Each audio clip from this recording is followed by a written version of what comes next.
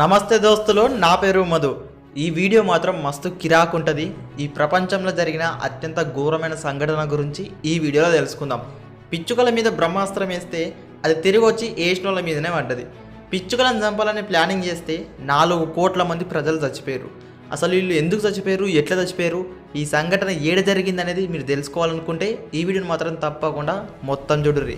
అంతకంటే ముందుగా మీరు ఒక చిన్న పని చేయాలి. అదేంటంటే ఇప్పటిదాకా మన ఛానల్ని సబ్స్క్రైబ్ చేసుకోకపోతే కింద రెడ్ కలర్ సబ్స్క్రైబ్ బటన్ ఉంటుంది, దాన్ని ఒక్కటి కొట్టుర్రి, పక్క గంట వస్తుంది, దానికి ఒక్కటి గట్టిగా వీకిరంటే మన వీడియోలు అన్నీ మీకు నోటిఫికేషన్ పట్టుకొస్తుంది అన్నట్టు.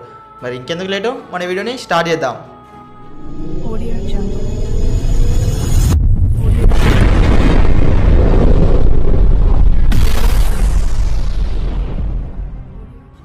1955 సంవత్సరంలో అమెరికా, రష్యా, జపాన్ ఇట్లాంటి దేశాలన్నిటి మస్తు అభివృద్ధి చెందుతున్నాయని చైనా దేశపోలు తెలుసుకున్నారు. ఇక మనం తెలిసిన లోకుంటారా, ఊకోకుండా చైనాను కూడా ప్రపంచంలో అభివృద్ధి చెందిన దేశం లెక్క చేయనీకే ఈ చైనా దేశంలో మస్తు ఇండస్ట్రీస్ని, వ్యవసాయాన్ని చేసుడు మస్తు డబల్ చేసిరు అన్నట్టు.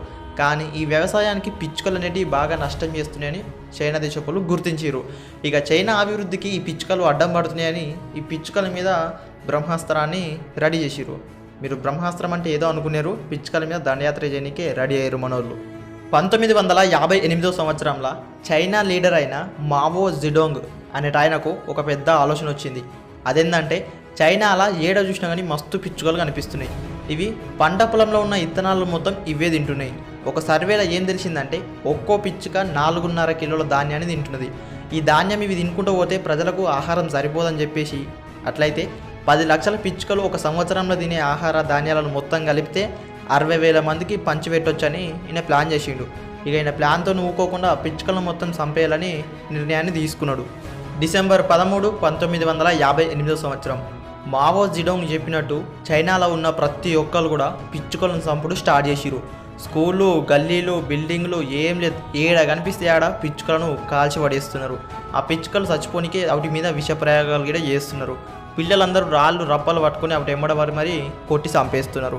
ఇట్లా ఈ పిచ్చుకలు మొత్తం చంపేయనికే పెద్ద పెద్ద డ్రమ్ములను తీసుకొచ్చి సౌండ్ చేసుకుంటా అవి ఎగిరి అలసిపోయి కింద పడ్డ తర్వాత వాటిని చంపేస్తున్నారు. ఇట్లా చెట్ల మీద ఉన్న పిచ్చుకల గూళ్ళను, ఆ పిచ్చుకలు పెట్టిన గుడ్లను గిట్ట మొత్తం పలగొడుతున్నారు. ఇట్లా పిచ్చుకలను చంపుడు స్టార్ట్ చేసిన ఒక్క రోజులోనే, అంటే డిసెంబర్ 13 ఒక్క రోజులోనే 195,000 పిచ్చుకలను చంపేసిరు. రోడ్ల మీద ఎవరిని చూసినా కానీ వాళ్ళు పిచ్చుకలను చంపుతున్నారు. ఇలా ఇంకొక ఇంట్రెస్టింగ్ ముచ్చట ఏంటంటే ఎవరైతే ఎక్కువ పిచ్చుకలను చంపుతారో వాళ్ళకు గిఫ్టులను కూడా ఇస్తున్నారు. ఈ పిచ్చుకల మీద దండయాత్ర 1960 ఏప్రిల్ వరకు కూడా అట్లనే జరిగింది.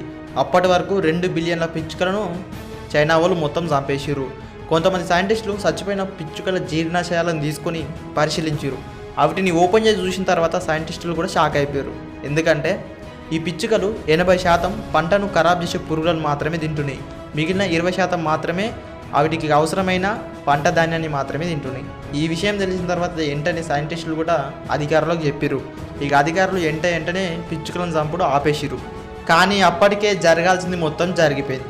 దొంగలు వాటి 6 నెలలకు కుక్కలు మురిగితే ఏమొస్తుంది చెప్పురి. చైనా వాళ్ళు వాళ్ళ తప్పును తెలుసుకొని పిచ్చుకలను చంపుడు మొత్తం ఆపేసిరు. కానీ ఆ సంవత్సరం వేసిన ఏ పంట కూడా మొత్తం పండలేదు. ఎందుకంటే పంటను నాశనం చేసే పురుగులు ఎక్కువైనాయి. ఆ పురుగులను తినే పిచ్చుకలు మొత్తమే లేకుండా పోయినాయి. ఇక అట్లా ఇట్లా ఆ సంవత్సరం పంట మొత్తం ఖరాబ్ అయిపోయింది. దాంతో చైనా దేశంలో ఎప్పుడు లేనంత పెద్ద కరువు వచ్చింది. ఇక అప్పుడు ఏముంటుంది చెప్పురి, తిననీకే తిండి లేక ప్రజలు చచ్చిపోవడం మొదలైంది. ఇక చైనా అధికారులకు ఏం చేయాలనో అర్థం కాక జుట్టు వీక్కుంటున్నారు. ఇక అప్పుడే ఒక చిన్న ఐడియా వచ్చింది. అదేంటంటే రష్యా నుంచి 30,000 పిచ్చుకలు కొనుక్కున్నారు.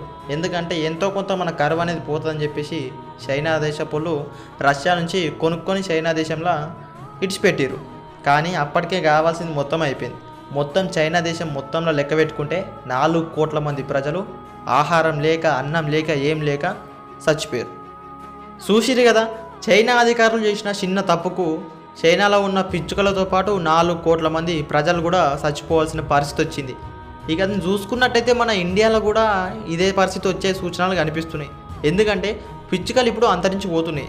కాదు ఆల్రెడీ అంతరించిపోయినాయని చెప్పాలి. ఎందుకంటే మన మనుషులు చేసే పనులకు, పుణ్యానికి, పాపానికి ఈ పిచ్చుకలే బలవుతున్నాయి. ఇక ఇప్పటి నుంచి సరే మీ వంతుగా ఈ పక్షులను కాపాడుకునే ప్రయత్నం మాత్రం మీరే చేయండి.